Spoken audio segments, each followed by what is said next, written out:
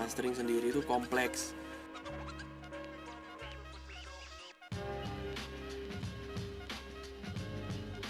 Halo, saya Adit dari L1 Studio. Saya di L1 Studio sini sebagai owner, produser, recording engineer, mixing engineer, mastering engineer.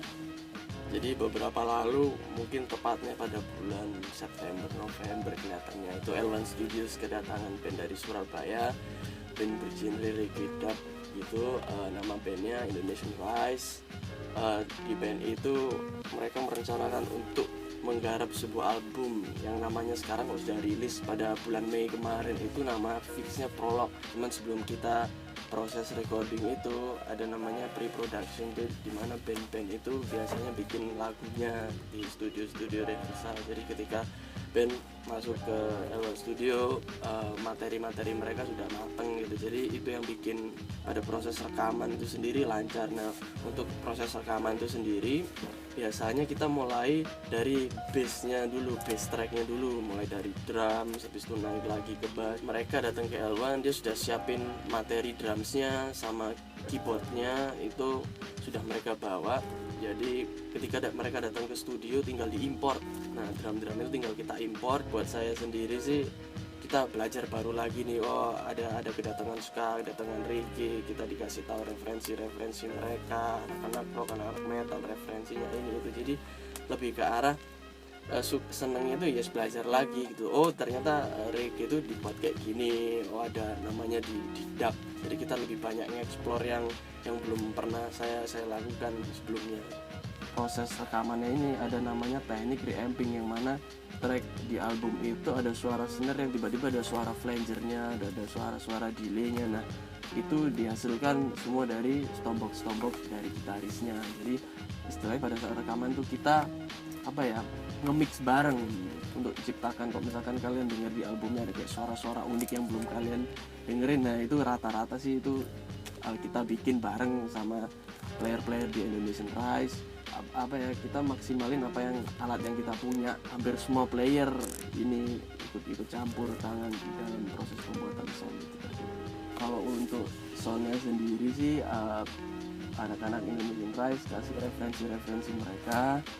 Jadi itu kayak istilahnya kayak buku-bukunya setelah proses rekaman. Jadi mereka mau ngejar sound seperti ini, seperti itu. Mungkin ada 1-2 lagu yang drumnya itu kita layer dengan sampel-sampel hip hop. Gimana caranya yang dimaksud mereka itu bisa teraplikasikan di lagunya mereka. Jadi dari referensi anak-anak yang banyak ini, aku bikin yang satu benang merah yang itu bakal jadi punya Indonesian Rise. Ada namanya brass section. Brass section itu yang ada trompet, trombon dan lain-lain. Yang kesusahan itu pertama tentu banyak, terutama di brass itu yang pada saat proses rekaman itu mereka suaranya terang semua. Jadi ketika waktu proses mixing diaplikasikan kayak dikurangin frekuensi tingginya di cut. Jadi untuk brass sendiri ini susahnya mungkin itu kan mereka orang banyak tuh. Nah biasanya ketika ada part-part tertentu yang satu orang ini misalkan timingnya dia off atau dia salah mencet note-nya, jadi mau nggak mau berhubung mereka satu ruangan, satu kelompok, ketika salah satu salah ya harus diulangi lagi gitu. Semuanya kayak gitu sih di lagu-lagu tertentu yang itu emang banyak brassnya. Nah itu mungkin ekstra kerjanya di situ.